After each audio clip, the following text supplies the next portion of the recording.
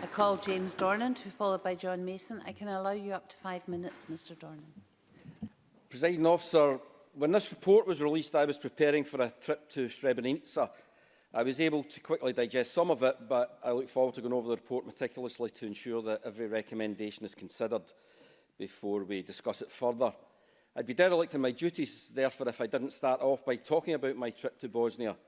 Nothing could possibly make me more aware of the need to combat the insidious planting of hate at an early stage than seeing how Bosnia, particularly the area around Sarajevo, went from being a cosmopolitan, integrated, welcoming place to a place where long-term friends, apparently overnight, turned into your murderer, culminating in the genocide of Srebrenica and Bracadale.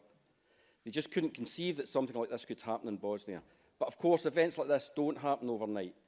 There was a slow, calculated process of dehumanising people of a different faith or background, manufacturing grievances from a mythical past, and blaming any and all present woes on your neighbour, work colleague or friend.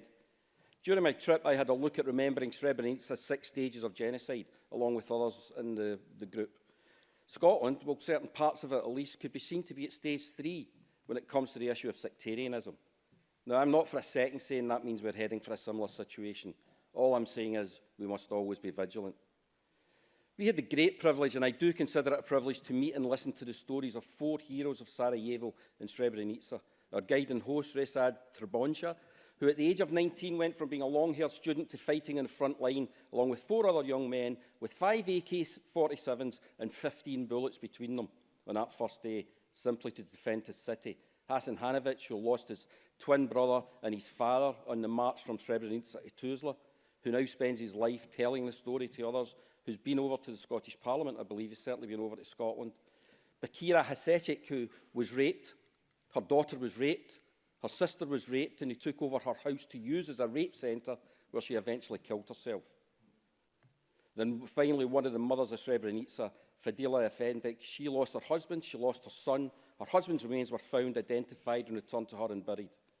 They then identified bones of her son, which she held on to for years because she was waiting to see if they could find more of him. After a number of years, she buried everything she had of her son, which was 2 shin bones.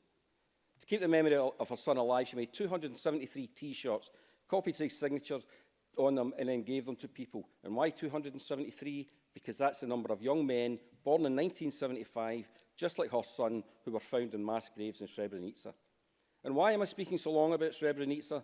Because the description of it before the war sounded so much like the Scotland we all know. We've got difficulties, political, personal, but generally we got on, and we certainly don't hate because of our differences. It highlights more than any other example I can think of how easy it is to take your eye off the ball, to let things escalate until it's maybe too late to stop it.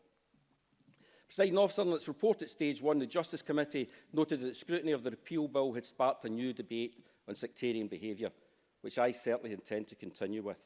Members should be aware that I'm in the process of establishing the cross-party group on combating sectarianism in Scottish society.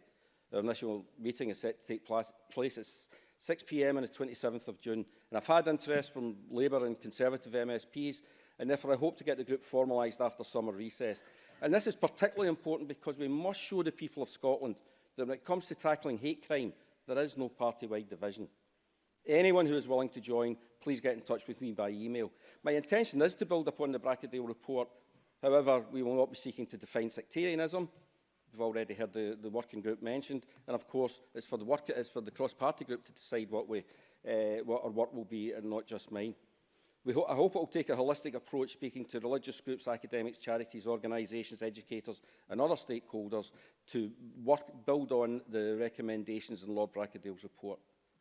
I am delighted with the report, but having lived in the west of Scotland all my life, I feel saddened that we're still having to debate these issues.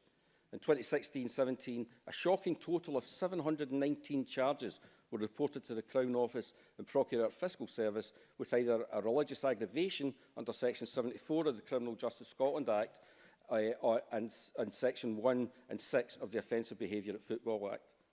So therefore, there's no way that we can rest on our laurels in the hope that sectarianism will go away on its own, because the evidence shows that it's not going away and we cannot allow it to get worse. There is a religious divide which to this day vibrates through certain parts of Scottish society. While that exists, I will do anything within my elected power to combat it.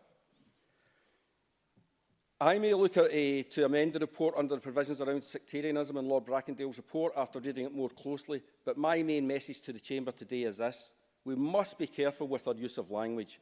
We should never be complacent, and remember that if that can happen in 20th century Europe, it can happen anywhere.